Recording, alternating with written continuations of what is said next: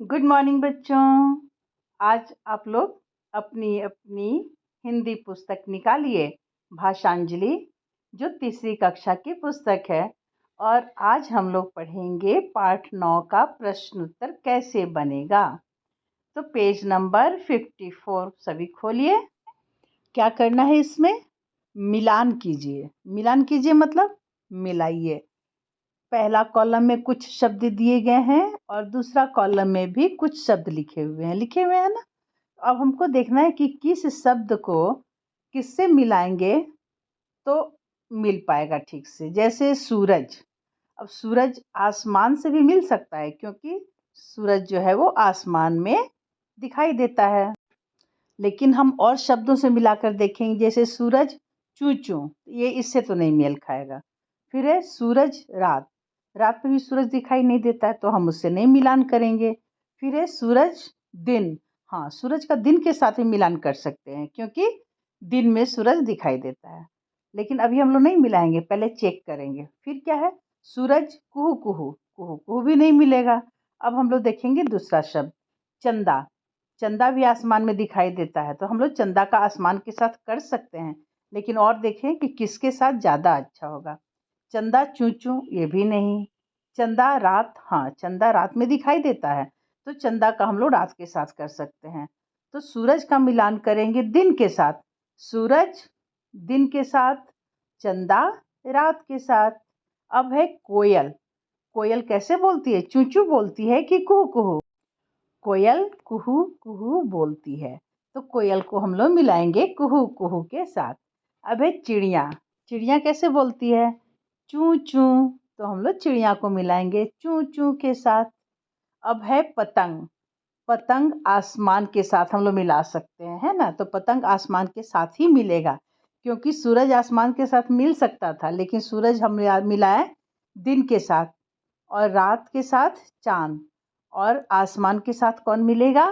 पतंग। तो इस तरह से आप फिर से मिलाइए। सूरज दिन, चंदा रात, कोयल कुहू कुहू, चिड़िया चूं चूं, पतंग आसमान। तो ये हो गया बच्चों, आप समझ गए इसे ठीक से। अब अगला प्रश्न है, इनके उत्तर लिखिए। चलिए बच्चों, अब तो मिलान तो आप कर लिए। अब यहाँ पे क्या है, उत्तर को अपने शब्दों में लिखना है। जैसे आसमान में कौन कौन दौड़ लगाते हैं? आप जानते हैं ना आसमान में कौन कौन दौड़ लगाते हैं? चिड़िया, जिसे पक्षी भी कहते हैं, पंछी भी कहते हैं, ये सभी आसमान में दौड़ लगाते हैं। ये अपनी मर्जी से दौड़ लगाते हैं, जिधर चाहते हैं उधर जाते हैं। लेकिन आसमान में और कौन दौड़ लगाता है? आसमान में पतंगे भी खूब दौड़ लगाती हैं। हम लोग आसमान में पतंग उड़ाते हैं ना। अच्छा, अब है, आपको कोयल की बोली कैसी लगती है? कोयल तो बहुत मीठा बोलती है ना, इसलिए कोयल की बोली मुझे तो बहुत पसंद है। लेकिन आपको अपनी पसंद की बात लिखनी है। आपको पसंद है कि नहीं वो लिखिए। आपको भी पसंद है? चलिए तो लिखिए कि मुझे भी कोयल की बोली बहुत मीठी लगती है, अच्छी लगती है। अच्छा, अगला प्रश्न है, कविता में पतंग का रंग क्या है? कविता आप खोलिए, देखिए उसमें क्या लिखा हुआ है। कविता में लिखा है, मन करता है चरखी लेकर पीली लाल पतंग उड़ाऊं। यानी कविता में पतंग का रंग कैसा लिखा हुआ है? पीली और लाल।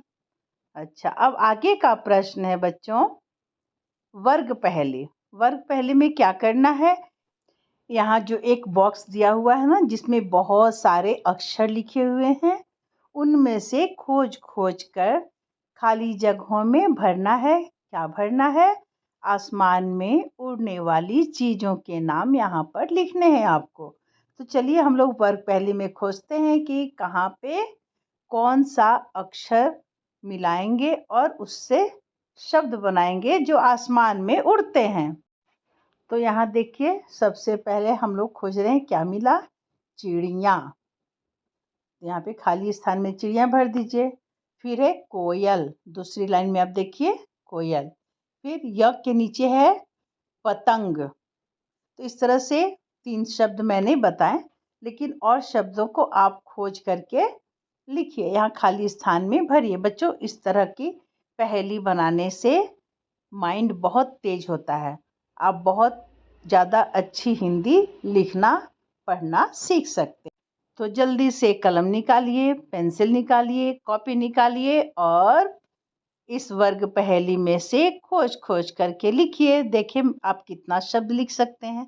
मुझे अभी एक तोता भी इसमें मिला। आप सभी दोस्त एक साथ बैठकर इसे हल करें, बहुत मजा आएगा। अगली वीडियो में मैं अगला प्रश्न बताऊंगी। बाय बच्चों, आप मेरे चैनल को सब्सक्राइब, लाइक और शेयर कर दें।